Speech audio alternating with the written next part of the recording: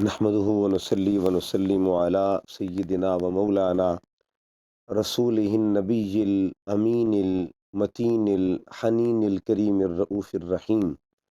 أما بعد فأعوذ بالله من الشيطان الرجيم. بسم الله الرحمن الرحيم. قال الله تبارك وتعالى في كلامه المجيد: وعهدنا إلى إبراهيم وإسماعيل أن طهر بيتي للطائفين والعاكفين. صدق اللہ مولانا العظیم. ان اللہ وملائکتہ یصلون علی النبی یا ایہا الذین آمنوا صلوا علیہ وسلموا تسلیما. اللہم صل علی سیدنا و مولانا محمد وعلی آل سیدنا و مولانا محمد مبارک وسلم علیہ. الصلاۃ والسلام علیک یا سیدی یا رسول اللہ وعلی آلک و اصحابک یا سیدی یا حبیب اللہ. معزز و محتشم سامعین و ناظرین، ماہ رمضان کے تیسرے جمعۃ المبارک کے حوالہ سے گفتگو کرنے جا رہے ہیں. چونکہ عشرہ مغفرت ہے اور عشرہ مغفرت کا اختتام جب ہوتا ہے تو اگلے عشرے میں بندہ داخل ہوتا ہے، تیسرے عشرے میں، جس کو عشرہ نجات کہتے ہیں. اور اس کے داخلے کے لیے ایک ایسی نعمت بھی اللہ تعالیٰ نے حضور علیہ السلام کو کی امت کو عطا فرمائی ہے، جس نعمت کو نعمت اعتکاف کہتے ہیں. تو آج کی گفتگو عشرہ اخیرہ کے حوالے سے جو اعتکاف ہے اس عمل کے متعلق انشاءاللہ گوش گزار کرنا چاہتا ہوں. اللہ رب العزت نے انسان کی فطرت میں دو چیزیں رکھی ہیں. انسان کی طبیعت خلوت پسندی کی طرف بھی جاتی ہے اور جلوت پسندی کی طرف. یعنی انسان کبھی کبھی تنہائی کو پسند کرتا ہے، اور کئی انسان ایسے بھی ہیں جن کی طبیعتوں میں میلان ہوتا ہے کثرت افراد کا. یعنی جہاں مجمع ہو، جہاں لوگ کثیر ہو، جہاں لوگوں کی کثرت ہو. تو یہ دو مزاج انسانی فطرت میں ہیں. کیونکہ اسلام دین فطرت ہے، اسلام انسانی مزاج کی رہنمائی کرتا ہے.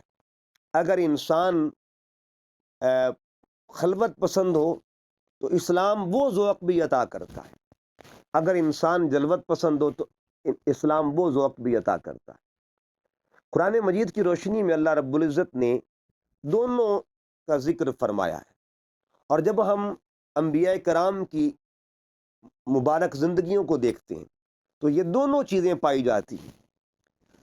اللہ رب العزت نے قرآن مجید میں ارشاد فرمایا: وَعَهِدْنَا إِلَىٰ إِبْرَاهِيمَ وَإِسْمَاعِيلَ أَن طَهِّرَ بَيْتِيَ لِلطَّائِفِينَ وَالْعَاكِفِينَ.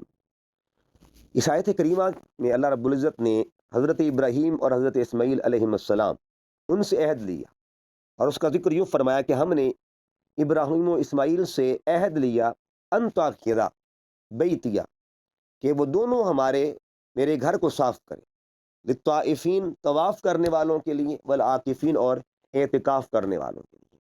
اب دو عمل ہیں، ایک عمل کو طواف کہتے ہیں اور ایک عمل کو اعتکاف کہتے ہیں.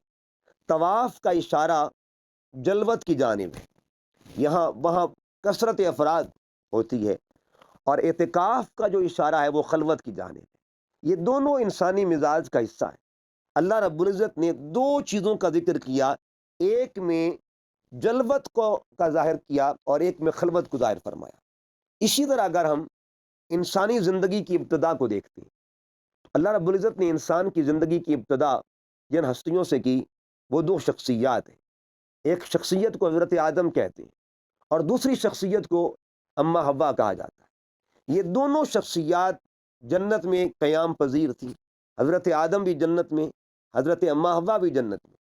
پھر جنت سے زمین کی جانب دونوں آتے ہیں، اللہ دونوں کو اتارتا ہے زمین پہ.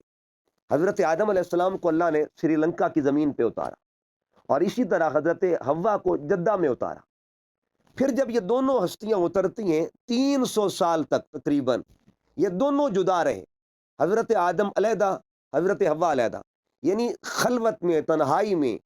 وہ بھی اللہ کا ذکر کرتے رہے، یہ بھی اللہ کا ذکر کرتی رہیں، وہ بھی یاد خدا میں رہیں، یہ بھی یاد خدا میں، وہ بھی گریہ وزاری کرتے رہے، یہ بھی گریہ وزاری کر رہی ہیں۔ گویا یہ انسانی زندگی کا آغاز ہے، اور آغاز میں تصور دے دیا گیا کہ خلوت میں، تنہائی میں اللہ کو یاد کرنا، اللہ کی بارگاہ کی طرف رجوع کرنا، اللہ سے دعائیں کرنا، استغفار کرنا، یہ سنت آدم علیہ السلام بھی ہے اور سنت اماں حوا بھی ہے۔ دونوں ہستیوں کے مزاج میں اللہ رب العزت نے ابتدا کے اندر خلوت رکھ دی، اور پھر وہ وقت بھی آیا جب دونوں ہستیاں ایک مقام پہ جمع ہوئی، اور وہ مقام جس کو مقام عرفات کہتے ہیں۔ عرفات کا میدان جو ہے وہ جلوت کا منظر پیش کرتا ہے، وہ اجتماع کا منظر پیش کرتا ہے، وہ افراد کثیرہ کا منظر پیش کرتا ہے۔ دیکھیے آج جب حج کا موقع ہوتا ہے تو حج میں سب سے بڑا اجتماع حج کا ہوتا ہے دنیا کے اندر۔ حج میں تمام افراد اس میدان میں جمع ہوتے ہیں۔ کیوں؟ یہ وہ جلوت ہے جس کے پیچھے سنت حضرت آدم علیہ السلام کی ہے۔ وہ 300 سال خلوت میں رہے، پھر آپ نے یہاں پہ ملاپ ہوا، پھر ایک دوسرے کی پہچان ہوئی، معرفت ہوئی، اسی سے میدان عرفات کا نام سامنے آتا ہے۔ تو میدان عرفات جو ہے اس میں قیامت تک کے لیے اس جلوت کی یاد دنیا مناتی رہے گی، جلوت آدم علیہ السلام کی، جلوت اماں حوا، یعنی دونوں ہستیوں نے وہاں جمع ہوئے۔ اللہ قیامت تک اس میدان میں اپنے بندوں کو جمع فرماتا ہے۔ پھر دیکھیے یہی جو تصور ہے خلوت کا، تنہائی کا، خلوت نشینی کا، وہ قرآن مجید میں ایک اور مقام پہ بھی ملتا ہے، اور وہ مقام کیا ہے؟ حضرت موسیٰ علیہ السلام کا جب ہم تذکرہ پڑھتے ہیں تو اللہ پاک قرآن مجید میں ارشاد فرماتا ہے، وَوَعَدْنَا مُوسَىٰ 30 لَيْلَةً وَأَتْمَمْنَاهَا بِعَشْرٍ فَتَمَّ مِيقَاتُ رَبِّهِ 40 لَيْلَةً۔ حضرت موسیٰ علیہ السلام نے کوہ طور پہ جا کے آپ تنہائی میں اللہ کا ذکر کرتے تھے، ہم کلام ہوتے تھے، خلوت میں جاتے تھے، اور وہاں جا کے پھر قیام کرتے تھے، ٹھہرتے تھے، اللہ سے باتیں ہوتی تھی۔ یہ خلوت کا جو تصور ہے قرآن مجید حضرت موسیٰ علیہ السلام کی نسبت سے پیش فرما رہا۔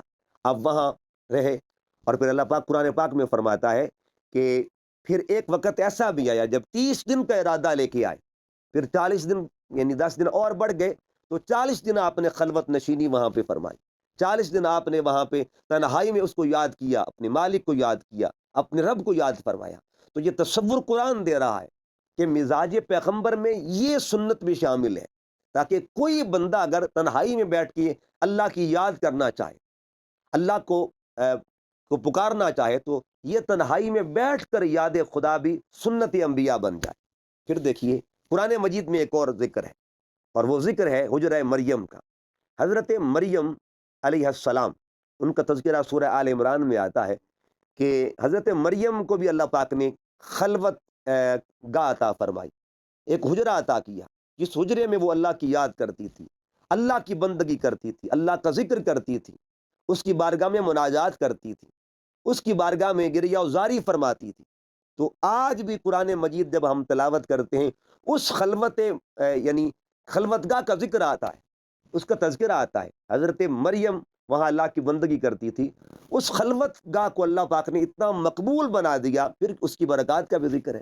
حضرت زکریا علیہ السلام کے بارے میں قرآن فرماتا ہے، کلما دخل علیہ زکریا المحراب، جب اس حجرے میں حضرت زکریا، جو کہ حضرت مریم کے خالو جان تھے اور یہ بھانجی تھی ان کی، جب وہاں پہنچے تو اس خلوت گاہ کی برکات دیکھی، اس اعتکاف گاہ کی برکات دیکھی، اس حجرہ مریم کی برکات کیا دیکھی، وجد عندہا رزقا، وہاں پھل پڑے ہوئے تھے، بے موسم پھل پڑے تھے۔ قالا یا مریم، حضرت زکریا نے پوچھا، بیٹی مریم، انا لک ھذا، یہ پھل کہاں سے آئے؟ قالت ہوا من عند اللہ، تو جواب دیا یہ میرے اللہ نے بھیجے۔ یعنی جہاں بیٹھ کے حضرت مریم تنہائی میں اللہ کا ذکر کرتی تھی، اللہ نے اس اعتکاف کو اتنا مقام عطا کر دیا، اس اعتکاف گاہ کو، اس کی برکات کا ذکر قرآن میں ہے۔ پھر اس خلوت گاہ کا عالم یہ تھا، اسی حجرے میں کھڑے ہو کر حضرت زکریا بھی دعا کر رہے ہیں کہ مولا، مریم کو بے موسم پھل عطا فرمانے والے، مجھے بھی اولاد کی نعمت عطا فرما دے۔ تو اللہ پاک نے اس حجرہ اعتکاف کی برکت سے حضرت زکریا علیہ السلام کو اولاد عطا فرمائی، جو کہ حضرت یحییٰ کی صورت میں انہیں نصیب ہوئی۔ تو عرض کرنے کا مقصد یہ ہے، قرآن مجید ان تصورات کو پیش فرماتا ہے، ان کا ذکر کرتا ہے، خلوت میں جو اللہ کو یاد کرے، یہ بھی سنت انبیاء کا حصہ ہے، اللہ کے پیاروں کے معمولات کا حصہ ہے۔ پھر دیکھیے گا آقا دو جہاں صلی اللہ علیہ وسلم کی ذات طیبہ کو لیں، حضور علیہ السلام کی زندگی جو مبارک حیات ہے اس کے آغاز کو دیکھیں، یعنی نبوی جو حیات ہے، جب حضور علیہ السلام نے نبوت کا اظہار فرمایا، جب آقا صلی اللہ علیہ وسلم نے 40 سال کی عمر میں اعلان نبوت فرمایا، تو اللہ رب العزت نے اس وقت آقا دو جہاں صلی اللہ علیہ وسلم کو خلوت کے ماحول میں قرآن کا نور بخشا۔ جب آقا صلی اللہ علیہ وسلم غار حرا میں تھے، خلوت میں تھے، تنہائی میں تھے، تو پہلی وحی کا آغاز ہی خلوت سے ہو رہا ہے، یعنی خلوت کی برکات دیکھیے۔ آقا صلی اللہ علیہ وسلم غار حرا کی خلوت میں ہے، اللہ وہاں قرآن اتار رہا ہے، قرآن نازل کر رہا ہے، اقرا بسم ربک الذی خلق۔ اچھا، پھر دیکھیے قرآن مجید کے حوالے سے ادھر پہلی وحی ہے اور ادھر دوسری وحی، آخری وحی کا ذکر کرتے ہیں، آخر پہ جو وحی اتری، اس میں اختلاف ہے روایات کا اندر، لیکن جو اکثر اقوال ہیں وہ یہ ہیں کہ یہ آخری وحی ہے۔ وہ وحی کیا تھی؟ الیوم اکملت لکم دینکم واتممت علیکم نعمتی۔ پہلی وحی کے تصور کو دیکھیں تو ادھر غار حرا میں سرکار تھے، آخری وحی کو دیکھیں تو حضور علیہ السلام مجمع صحابہ میں اور اعلان فرماتے ہیں، اللہ رب العزت کا پیغام اپنی امت کو دے رہے ہیں کہ آج تمہارے لیے تمہارا دین مکمل ہو گیا ہے، آج تمہارے لیے تمہارا دین مکمل کر دیا گیا۔ اب ادھر دیکھیں تو خلوت کا تصور ملے گا، ادھر دیکھیں تو ادھر دیکھیں غار حرا میں خلوت ہے، غار حرا میں خلوت کا تصور، اور ادھر دیکھیں تو جلوت کا تصور ملے گا۔ یہ دونوں معمولات نبوی کا حصہ ہے، معمولات محمدیہ صلی اللہ علیہ وآلہ وسلم کا حصہ ہے۔ غار حرا میں جانا، غار ثور میں جانا، غار سجدہ میں لمبے سجدے کرنا، یہ تمام تر معمولات جو ہیں یہ آقا صلی اللہ علیہ وسلم کی خلوت کا اشارہ دے رہے ہیں۔ پھر دیکھیے گا یہ جو عمل اعتکاف ہے، یہ بھی ایک خلوت کا وہ کمال پہلو ہے۔ ماہ رمضان کی اللہ تعالیٰ نے جب نعمت بخشی تو ماہ رمضان کے اندر دو چیزوں کا تصور، اس مہینے میں بھی دو چیزوں کا تصور ہے۔ پہلے 2 اشرے لے لیں تو ادھر جلوت کا تصور ہے، آخری اشرے میں خلوت کا غلبہ ہوتا ہے، یعنی 2 اشرے جو ہیں وہاں رش ہوتا ہے مساجد کے اندر، جلوت ہی جلوت، اور یہ جلوت آخر تک رہتی ہے، یہ کثرت آخر تک رہتی ہے، لیکن جب آخری 10 ایام آتے ہیں تو اللہ تعالیٰ اپنے بندوں کو خلوت کی طرف راغب فرماتا ہے۔ اب اعتکاف میں آ جاؤ اور اعتکاف میں بیٹھ کر اپنے رب کی بندگی کرو، رب کو یاد کرو۔ پھر یہ دیکھیے یہ وہ معمول ہے جس کا آغاز نبی پاک صلی اللہ علیہ وسلم نے امت کو عطا فرمایا۔ حضور علیہ السلام نے، ویسے تو یہ تصور اعتکاف پہلے سے چلا آ رہا ہے، حضرت ابراہیم علیہ السلام چونکہ ان کا ذکر جب قرآن میں آتا ہے تب بھی تصور اعتکاف آتا ہے، لیکن جب کسی عمل کا تعلق ذات مصطفیٰ سے ہو جاتا ہے، کسی بھی عمل کا، حالانکہ وہ عمل پہلے سے چلا آ رہا ہوتا ہے، بہت سے اعمال، بہت سی سنتیں ایسی ہیں جب ان کی نسبت آقا صلی اللہ علیہ وسلم کی ذات سے ہوتی ہے تو سونے پہ سہاگا، یعنی اور رنگ چڑھ جاتا ہے، اور رنگ چڑھ جاتا ہے۔ اس کی مثال دیتا ہوں، دیکھیے گا کچھ عمل ایسے ہیں، مثلا نماز کا عمل ہے، نماز حرم کعبہ میں جب بندہ پڑھتا ہے، ایک نماز پڑھنے پر 1,00,000 کا اجر اللہ عطا کرتا ہے۔ اسی طرح حرم مدینہ میں جائیں تو وہاں ایک نماز پر 50,000 نمازوں کا ثواب، پلس ریاض الجنت کی زیارت، پلس روضہ رسول کی قربت، یعنی یہ تمام تر چیزیں ساتھ جمع ہو جاتی ہیں، یعنی قربت رسول، صحبت رسول، سنگت رسول، رفاقت رسول، یہ ساری چیزیں، زیارت روضہ رسول نصیب ہوتی ہے۔ تو یہ جو عمل نماز جو ہے اس کا تعلق آقا صلی اللہ علیہ وسلم کے اس وطن سے ہوا تب بھی اہمیت بڑھ گئی اور اجر بڑھ گیا، اور اس دیش سے ہوا تب بھی اہمیت بڑھ گئی۔ مکہ کو دیکھیں تو وہ بھی مصطفیٰ کریم کا وطن پاک ہے، مدینہ کو دیکھیں وہ بھی وطن پاک، عمل کا تعلق اس وطن سے ہو گیا، عمل کا زاویہ بڑھ گیا۔ اسی طرح دیکھیے گا اس کے بعد ماہ رمضان میں پہلی امتوں کو بھی اللہ تعالیٰ بہت سی نعمت عطا کرتا تھا۔ ماہ رمضان اس امت کو اللہ نے عطا فرمایا، پہلی امتوں میں بھی اللہ تعالیٰ راتوں کے قیام ان کو دیا کرتا تھا، لیکن اس امت کو اللہ پاک نے جو رات عطا فرمائی، ان راتوں میں ایک رات لیلۃ القدر کی ہے۔ اب لیلۃ القدر کی جو رات ہے یہ حضور علیہ السلام کے صدقے ملی ہے، حضور کی نسبت سے نصیب ہوئی ہے۔ اب اس نسبت رسول کا اجر کیا ہے، اثر کیا ہے اور برکت کیا ہے؟ ایک رات کو اللہ رب العزت نے 1000 راتوں سے، 1000 مہینوں سے افضل بنا دیا، 1000 مہینوں سے افضل بنا دیا۔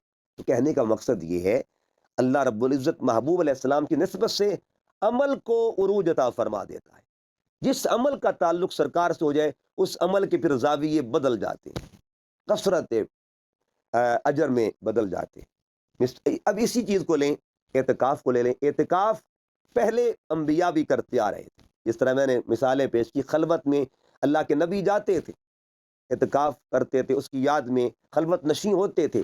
لیکن جب یہی عمل آقا دو جہاں صلی اللہ علیہ وسلم نے فرمایا، اس عمل کی نسبت حضور جو ہی مدینہ تشریف لائے، آقا علیہ السلام ہر سال اعتکاف فرماتے تھے۔ 10 مرتبہ سرکار نے، یا بعض نے 9 مرتبہ لکھا، حضور علیہ السلام نے اعتکاف فرمایا۔ اور یہ اعتکاف کا تسلسل بتا رہا ہے کہ حضور علیہ السلام کو اس عمل سے کتنا پیار تھا، اس عمل سے کتنی محبت تھی۔ حضور علیہ السلام نے جب یہ عمل کیا، اب اعتکاف کا تعلق نسبت رسول سے ہو گیا، تو اس کو پھر مسنون اعتکاف کہا جاتا ہے۔ اور یہ مسنون اعتکاف جو ہے، یہ سنت علی الکفایہ ہے، یعنی بستی میں سے ایک بندے کا اعتکاف بیٹھنا لازم ہوتا ہے، ایک آدمی کا لازم ہے، ایک جو بستی کی مسجد ہے اس میں ایک بندے کا اعتکاف بیٹھنا لازم ہے۔ آقا علیہ السلام کی سنت مبارکہ ہے، سنت کفایہ جس کو کہتے ہیں۔ اب جب یہ عمل حضور علیہ السلام کے ساتھ متعلق ہو گیا، جڑ گیا، اس کی ویلیو بڑھ گئی، اہمیت بڑھ گئی۔ اہمیت کیسے بڑھی؟ آقا علیہ السلام فرماتے ہیں جس نے اعتکاف کیا، اللہ تعالیٰ معتکف کو 2 حج اور 2 عمروں کا اجر عطا فرماتا ہے۔ یعنی دیکھیے، یہ زبان مصطفیٰ صلی اللہ علیہ وسلم سے گارنٹی مل گئی کہ اللہ تعالیٰ حجتین عمرتین، یہ لفظ استعمال ہوئے، اللہ تعالیٰ اس کو 2 عمروں کا ثواب عطا کرے گا، 2 حج کا ثواب عطا فرمائے گا، کہ اس عمل کی نسبت حضور علیہ السلام کے ساتھ ہوگی۔ تو یہ عمل آقا صلی اللہ علیہ وسلم کی سنت ہے۔ اب آخر پہ اس کا مقصد بیان کرتے ہیں کہ اعتکاف کا مقصد کیا ہے۔ یہ جو خلوت نشین بندہ ہوتا ہے، یہ تصور یاد رکھیں، آقا علیہ السلام نے بولا لا رہبانیت فی الاسلام، اسلام میں رہبانیت نہیں ہے لیکن روحانیت ہے۔ انسان کی روح جو ہے وہ طالب ہوتی ہے کہ اللہ کے ذکر کے لیے، تو رہبانیت کا تصور پہلے امتوں میں پایا جاتا تھا۔ اب یہ جہاں اسلام میں وہ تصور نہیں ہے، لیکن روحانیت کا تصور اسلام میں غالب ہے، اور اس کے لیے اعتکاف کے کچھ مقاصد ہیں۔ پہلا مقصد ہے ہجرت اللہ، اللہ کی طرف بندہ ہجرت کرتا ہے، یہ تصور دیتا ہے اعتکاف، کیا ہو اللہ کی طرف ہجرت کرو۔ اور جب ہجرت بندہ کرتا ہے تو ظاہری بات ہے، ہجرت کے لیے گھر چھوڑنا پڑتا ہے، ہجرت کے لیے بیوی بچے چھوڑنے پڑتے ہیں، ہجرت کے لیے اعزاء و اقارب کو چھوڑنا پڑتا ہے، ہجرت کے لیے اپنے معمولات کو ترک کرنا پڑتا ہے۔ اب ہجرت جب بندہ کرتا ہے تو کچھ چیزیں چھوڑنی پڑتی ہیں، پیاروں کو چھوڑنا پڑتا ہے، گھر کو چھوڑنا پڑتا ہے، عزیزوں کو چھوڑنا پڑتا ہے۔ اعتکاف پہلا پیغام دیتا ہے، اے بندے ہجرت کر اللہ کے لیے، اور ہجرت ایسے کر بیوی بچوں کو چھوڑ دے کچھ عرصہ کے لیے اور اللہ کا ہو جا، تاکہ یہ تصور جو ہے نا کچھ دن تیرے اوپر غالب رہے کہ اللہ رب العزت کی جب بات آتی ہے اس کی یاد میں بندہ ہو، تو پھر معمولات دنیا کو بندہ ترک کر دیتا ہے۔ یعنی کہ یہ روحانیت ہے، یہ دائمی معاملہ نہیں ہے، یہ چند دنوں کے لیے یہ ذوق نصیب ہوتا ہے۔ ہاں وہ الگ بات ہے کہ یہ چند دن کا ذوق بندے پر اتنا غالب آ جاتا ہے، اتنا غالب آ جاتا ہے، پھر اگر وہ دنیا میں بھی رہتا ہے، رجال اللہ تلہیہم تجارت ولا بیع عن ذکر اللہ، پھر ان مردان خدا کا کمال یہ ہوتا ہے کہ وہ تجارت بھی کر رہے ہوں تو ذہن پھر بھی اللہ کی طرف ہوتا ہے، بازار میں ہو ذہن پھر بھی اللہ کی طرف ہوتا ہے، یعنی تصور پھر اسی کی ذات کی طرف۔ لیکن اس تصور کے لیے کچھ مشق کرنی پڑتی ہے، اور اعتکاف اس مشق کا نام ہے، رجوع اللہ کی مشق کا نام ہے۔ پھر اس کے بعد دوسری بات جو محاسبہ نفس، کہ یہ جو نفس امارہ ہے اس کو کنٹرول کرنے کے لیے کچھ ایکسرسائزز ضروری ہوتی ہیں۔ انسان اس نفس کے حملوں سے بچنے کے لیے اور اس نفس سے مقابلہ کرنے کے لیے اللہ پاک کی بارگاہ میں آئے۔ جب اللہ تعالیٰ کی بارگاہ میں خلوت نشین ہوگا تو پھر کیا ہوگا؟ نفس پر روح کا غلبہ ہوگا، روحانیت کا غلبہ ہوگا۔ ایک بزرگ کی حکایت ہے، ان سے کسی نے پوچھا جب وہ اعتکاف کے لیے بیٹھنے لگے کہ آپ اعتکاف کیوں کرنے جا رہے ہیں؟ انہوں نے کہا جی ایک کتا ہے، اس کو کنٹرول کرنے جا رہا ہوں، یہ نفس کی طرف اشارہ کیا، اس کو باندھنے جا رہا ہوں تاکہ اس کو کنٹرول ملے گا تو پھر کیا ہوگا؟ پھر روحانیت بڑھے گی۔ اب اس کے بعد ایک اور بات جو اعتکاف کے مقاصد میں ہے، وہ ہے استقامت کے ساتھ دہلیز کرم پہ بیٹھ جانا۔ مقصد یہ ہوتا ہے کہ ایک بندہ اللہ کی دہلیز پہ آ کے بیٹھ گیا ہے، اللہ کا سوداگر، اللہ رب العزت کی بارگاہ کا بھکاری بن کے بیٹھ گیا، منگتا بن کے بیٹھ گیا۔ دنیا کا دستور ہے، دنیا کا اصول ہے کہ کوئی منگتا ہو نا، وہ 5 منٹ کے لیے بھی کسی دروازے پہ آ جائے تو سخی جو ہے وہ اسے خالی لوٹاتا نہیں ہے، اسے نواز کے لوٹاتا ہے۔ تو یہ جو بندہ اللہ کی بارگاہ میں بیٹھتا ہے نا، اس کے دہلیز کرم پہ، دہلیز رحمت پہ، دہلیز فضل پہ ایک لمحے کے لیے یعنی 10 دنوں کے لیے جو بیٹھتا ہے، پھر بتائیے اس پر کرم نوازیوں کا عالم کیا ہوگا۔ تو دنیا کا سخی 5 منٹ والے بھیکاری کو خالی جانے نہیں دیتا، وہ تو سخیوں کا بادشاہ ہے جو 10 دنوں والے منگتے کو کتنا نوازتا ہوگا اور کتنی خیر عطا کرتا ہوگا۔ یہ دہلیز کرم پہ بیٹھنا، اب اس پہ مثال دے رہا ہوں۔ دیکھیے، یہ محبت کا تقاضا بھی ہوتا ہے، محبت استقامت مانگتی ہے، محبت محبوب کی دہلیز پہ استقامت مانگتی ہے۔ عرب کے اندر ایک اونٹ، وہ ایسا اونٹ جو بیٹھ جاتا ہے اور بیٹھنے پر جم جاتا ہے، جم کے بیٹھ جاتا ہے، اور مالک اسے اٹھاتا ہے، وہ جم جاتا ہے، کوئی اٹھتا نہیں ہے۔ اس جم کر بیٹھنے والے اونٹ کو احب البعیر کہتے ہیں، جم کر بیٹھنے والا، احب اسی سے یہ مادہ ہے محبت کا، اسی سے محبت کے کا اظہار بھی ہوتا ہے۔ محبت تقاضا کرتی کہ بندہ جم کر بیٹھ جائے، استقامت کے ساتھ بیٹھ جائے۔ جب استقامت کے ساتھ بیٹھے گا تو ادھر سے کرم نوازی ہوں گی۔ تو استقامت کے ساتھ بیٹھنا یہ بھی اعتکاف کا ایک درس اور مقصد ہوتا ہے۔ پھر دیکھیے گا قرآن مجید کی ایک مثال، یہ اعتکاف تو اللہ کی خاطر بندہ بیٹھتا ہے نا، اور بندہ بیٹھتا ہے، اشرف المخلوق بیٹھتا ہے۔ اب قرآن کی مثال لے لیں، اللہ کے بندوں کی شان دیکھیں، اللہ کے بندوں کی شان سمجھ کر پھر اللہ کی شان سمجھ میں آتی ہے۔ قرآن مجید کو پڑھ کے دیکھیے، اصحاب کہف اللہ کے بندے ہیں، اللہ کے ولی ہیں، ان کا تذکرہ ہے۔ ان کی دہلیز پر ایک کتا بیٹھا تھا اور بیٹھا رہا، قرآن گواہ ہے، اٹھا نہیں، استقامت کے ساتھ بیٹھا رہا۔ اس نے دروازہ نہیں چھوڑا ولیوں کا، اس نے اللہ والوں کا دروازہ نہیں چھوڑا، بیٹھا رہا جم کے۔ اور اس بیٹھنے کا اللہ نے اجر کیا دیا کہ قیامت تک اس کتے کا ذکر قرآن میں ہوتا رہے گا، اس کا تذکرہ ہوتا رہے گا۔ ہزاروں سال گزر گئے ہیں، آج بھی اس کا ذکر ہے۔ کیوں کہ وہ دہلیز اولیاء پر استقامت کے ساتھ بیٹھ گیا تھا، اللہ والوں کے دروازے پر بیٹھ گیا تھا، 309 سال تک بیٹھا رہا۔ اس کی کروٹ بھی بدلی جاتی رہتی تھی، اس کو یہ بھی انعام ملا تھا بیٹھنے کا کہ جب اللہ تعالیٰ ولیوں کی کروٹ بدلتا تھا، قرآن کہتا ہے کہ اس کتے کی بھی کروٹ بدلی جاتی تھی۔ تو مجھے بتائیے، اگر ایک کتا ہو کے دروازہ اولیاء پہ بیٹھ جائے، دہلیز اولیاء پر بیٹھ جائے، اللہ اس کا ذکر قیامت تک جاری رکھتا ہے، اسے انعام دیتا ہے، نوازتا ہے۔ تو جو بندہ ہو کے، اشرف المخلوق ہو کے، غلام مصطفیٰ ہو کے، حضور کا امتی ہو کے اللہ کی دہلیز پر بیٹھے گا، اس کے کرم کی دہلیز پر بیٹھے گا، مجھے بتائیے اس سے کتنے انعامات ملیں گے، اس سے کتنے اجور ملیں گے، اس سے کتنی برکتیں ملیں گی۔ اور پھر یہ بندہ تو پھر اخلاص کے ساتھ جو اعتکاف والا بیٹھتا ہے، میں 2 مثالیں دے رہا ہوں، 2 مثالیں بڑی خوبصورت مثالیں ہیں۔ یہ مثال حضرت اورنگزیب عالمگیر بادشاہ تھے، بڑے نیک تھے، متقی اور پرہیزگار تھے۔ اس کا دور تھا، اورنگزیب عالمگیر رحمۃ اللہ علیہ کا دور تھا کہ آپ کی خدمت میں ایک بہروپیہ آ گیا۔ بہروپیہ جو تھا، اس نے اورنگزیب عالمگیر کو چیلنج کیا کہ میں سب کو دھوکہ دے سکتا ہوں، سب کو دھوکہ دیتا ہوں۔ تو اورنگزیب عالمگیر کو اپنی شخصیت پہ مان تھا، ناز تھا، اعتماد تھا، اس نے کہا تو مجھے نہیں دھوکہ دے سکتا۔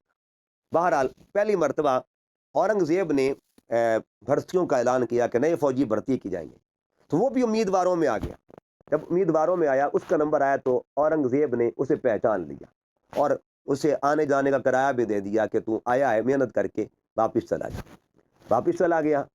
پھر ہوا، ایک دن ایسا ہوا، پھر اورنگزیب عالمگیر نے کچھ خیرات تقسیم کرنی تھی، تو مختلف جگہ سے بھکاری آ گئے، وہ بھی بھکاریوں کے صف میں آ گیا، وہ بھی لائن میں کھڑا ہوا ہے، سب کو دیا جاتا رہا، اورنگزیب عالمگیر سب کو دیتا رہا۔ اس کی باری آئی تو پہچان لیا، پہچان کے کہا چلو تو ڈبل لے لے، تیری محنت ضائع نہ جائے۔ پھر ایک وقت ایسا آیا، وہ جو بہروپیہ تھا اس نے روپ نیا دھار لیا، اور روپ کا دھارا، امامہ باندھ لیا، داڑھی رکھ لی، یہ سارا جو گیٹ اپ ہوتا ہے ایک صوفیانہ گیٹ اپ، وہ بنا لیا، امامہ شریف ہے، داڑھی مبارک ہے، رکھ لی، اور ایک اونچی جگہ پہ پہاڑی پر جا کے قیام پذیر ہوا۔ وہاں پہ اس نے ایک چھوٹا سا ڈیرا بنا لیا، اور وہاں کچھ اس نے اپنے ساتھ لوگوں کو شامل کر لیا۔ یعنی اولیاء کے روپ میں، ولی کے روپ میں وہ وہاں بیٹھا ہوا ہے۔ اورنگزیب عالمگیر وہاں سے گزر رہا تھا، اپنی فوج کے ساتھ کسی مارکا کی طرف جا رہا تھا۔ تو فوجیوں سے پوچھا یہ رش کیوں لگا ہوا ہے؟ انہوں نے کہا جی اللہ کا کوئی بندہ بیٹھا ہوا ہے اوپر، اور لوگ اس طرف جا رہے ہیں، اس کی طرف راغب ہیں، اسی کی خدمت میں جا رہے ہیں۔ اورنگزیب عالمگیر چونکہ اللہ والوں سے محبت کرتا تھا، اس نے کہا چلو میں بھی دعا کروانے کے لیے جاتا ہوں، اللہ اپنے بندے کی دعا کے صدقے ہمارے اس معاملے کو آسان بنائے گا۔ جب وہ وہاں گیا تو ایک لائن لگی ہوئی ہے ملنے والوں کی، تو سب نے کہا جی ہمارے جو بزرگ ہیں نا، اللہ کے ولی، یہ امیر غریب جو ہے نا اس کا فرق نہیں رکھتے، اگر بادشاہ بھی آئے گا تو وہ بھی لائن میں کھڑا ہوگا۔ تو اورنگزیب عالمگیر اور متاثر ہوا تو بڑا کمال کا درویش ہے۔ بہرحال آدھا گھنٹہ گزرا، اس کا نمبر آیا۔ اب اورنگزیب عالمگیر جا کے ملاقات کرتا ہے۔ جب ملاقات کی تو ملاقات کے بعد دعا کے لیے کہا کہ میرے لیے دعا فرمائیں۔ تو اس بہروپ، حالانکہ تھا بہروپیہ، اس نے دعا مانگی اور دعا کی کہ جا اللہ تیرا کام آسان کرے، اللہ تیرے معاملات کو آسانی میں بدل دے۔ اورنگزیب عالمگیر نے جاتے جاتے کچھ ہدایہ پیش کیے، تحفے پیش کیے۔ جب وہ مڑنے لگا، اب وہ بہروپی اٹھ کے کھڑا ہو گیا۔ اس نے کہا اورنگزیب عالمگیر دیکھ، میں نے تجھے کہا تھا کہ ایک دن آئے گا میں تجھے دھوکہ دوں گا، اور آج میں کامیاب ہو گیا۔ تو اورنگزیب عالمگیر نے اس سے وعدہ کیا تھا کہ جس دن تو کامیاب ہوا اس دن تجھے منہ مانگا انعام دوں گا۔ اب اس نے کہا کہ ٹھیک ہے، حسب وعدہ، جو کچھ تو مجھ سے مانگے گا میں تجھے دوں گا، جو تو منہ سے کہے گا۔ اس نے کہا تیرے سر پہ جو تاج ہے نا، اس پہ ہیرا لگا ہوا ہے، مجھے وہ تاج چاہیے، کیونکہ اس نے وعدہ کیا ہوا تھا۔ اورنگزیب عالمگیر نے وہ تاج اتار کے اس کو دیا۔ دیکھ کے جانے لگا نا، تو جاتے جاتے پیچھے سے آواز آئی، اورنگزیب اپنا تاج واپس لے جا، مجھے کوئی طلب نہیں تیرے تاج کی۔ وہ حیران ہوا کہ کیا معاملہ ہوا۔ اس نے کہا اب مجھے معرفت خدا نصیب ہوگی، اللہ کی پہچان نصیب ہو گئی ہے کہ میرا مالک جو ہے کتنا کرم نوازی فرماتا ہے، میرا مالک کیسے کیسے نوازتا ہے۔ میں نے کچھ دن کے لیے بہروپیہ بن کے اس کا بندہ بن کے دکھایا، اور میں نے کچھ دن کے لیے جھوٹے موٹے کام کیے، ظاہری طور پہ اس کا بنا۔ میں نے کچھ دن کے لیے امامہ باندھ کے حضور علیہ السلام کی سنت کو ظاہری طور پہ سجایا، میں نے کچھ دن کے لیے داڑھی رکھی، لیکن اتنا کرم، اس نے اپنے محبوب کی سنت کا حیا فرمایا، اس نے اپنے محبوب کی سنت کی برکت اتنی عطا فرمائی کہ بادشاہ وقت کا تاج میرے قدموں میں آ گیا ہے۔ اس نے کہا بادشاہ تاج لے جا، اب میں حقیقی تاج کے لیے کوشش کروں گا، جسے تاج ولایت کہتے ہیں، جسے تاج محبت کہتے ہیں، جسے تاج قرب خدا کہا جاتا ہے، اب میں اس تاج کی کوشش کروں گا۔ یعنی دیکھیے کچھ دیر کے لیے بندہ اگر اس کا ہو جائے، تو یہ تو وہ بندہ تھا جو بہروپیہ بن کے بیٹھا ہوا ہے، لیکن اللہ پاک نے اسے نوازا اور پھر زندگی اس کی بدل گئی۔ تو جو بندہ روزہ دار بھی ہو، متقی ہو، پرہیزگار ہو، حضور علیہ السلام کا امتی ہو، حضور سے محبت کرنے والا ہو، پھر بتائیے جب وہ مخلص ہو کے اللہ کے لیے بیٹھے گا، اسے اللہ تعالیٰ کتنی انعامات سے نوازے گا، اسے کتنی نوازشوں سے نوازے گا۔ پھر ایک اور بات، اور اس پہ بات کو مکمل کرتے ہیں، کہ ایک بزرگ ہے سیالکوٹ کے، اللہ کو پیارے ہو گئے، وہ ایک واقعہ بتاتے تھے کہ ایک بستی میں چور آ گیا۔ جب چور آیا تو لوگ اٹھ کھڑے ہوئے بستی والے، انہوں نے چور کا پیچھا کیا۔ جب پیچھا کیا تو پیچھا کرتے کرتے اب چور آگے آگے گلیاں بدلتا رہا۔ چور نے چھپ چھپا کے خود کو دیکھا کہ ایک مسجد، چھوٹی سی مسجد ہے، چھوٹی چھوٹی دیواریں ہیں، دیوار پھلانگ کے اندر چلا گیا، اندر جا کے چھپ گیا، اور تہجد کا ٹائم تھا، نفل شروع کر دیے اس نے۔ جب نفل شروع کر دیے تو وہ جو بستی والے تھے وہ بھی ڈھونڈتے ڈھونڈتے مسجد تک آئے، مسجد کی دیوار، وہ بھی پلانگ کے اندر آتے ہیں ڈھونڈنے کے لیے۔ کیا دیکھا؟ ایک بندہ ہے لیکن وہ نماز پڑھ رہا ہے، وہ اللہ کی بندگی کر رہا ہے، سجدہ کر رہا ہے۔ اب دو طرح کی آراء ہو گئی، آدھے لوگ یہ کہتے ہیں کہ یہ چور ہے، یہی چور ہے، یہ بس روپ بنا کے کھڑا ہوا نمازی والا۔ آدھوں نے کہا نہیں، چور نہیں لگتا، یہ کوئی اللہ کا بندہ ہے، کوئی تہجد پڑھنے والا ہے، کوئی شب زندہ دار کھڑا ہوا ہے، چھوڑ دو اس کو۔ اب چونکہ وہ جو رائے غالب آ گئی، جو کہتے تھے کہ اللہ کا بندہ ہے، اللہ کا پیارا ہے، چھوڑ دو اس کو، اللہ کی بندگی کر رہا ہے، اللہ کے حضور کھڑا ہوا ہے۔ جب وہ چھوڑ دیا گیا، وہ لوگ چلے گئے، اب یہ بندہ سجدے میں تھا، سجدے میں چیخیں نکل جاتی ہیں۔ عرض کہ میرے مالک، آج سمجھ آ گئی ہے کہ اگر کوئی بندہ تھوڑی دیر کے لیے تیرا بن جائے تو اسے بھی نوازتا ہے۔ ایک سجدہ ہے جس نے مجھے بچا لیا، تیرے گھر کے قیام نے مجھے بچا لیا، تیرے گھر میں کچھ دیر قیام کیا تیرا بندہ بن کے، اور ایک روپ دھار کے تو نے پھر بھی کرم کیا۔ مولا اب میری زندگی کو اپنی بندگی کے لیے قبول فرما لے۔ تو یاد رکھیے گا وہ بارگاہ ایسی بارگاہ ہے، اگر بندہ کچھ دیر کے لیے قیام پذیر ہو جائے تو اللہ اسے نوازتا ہے، جو بندہ 10 دنوں کے لیے آئے گا اس پر کتنی مہربانی ہوں گی۔ اللہ تعالی ہمیں اعتکاف کے برکات نصیب فرمائے۔ وما علیہ الا البلاغ۔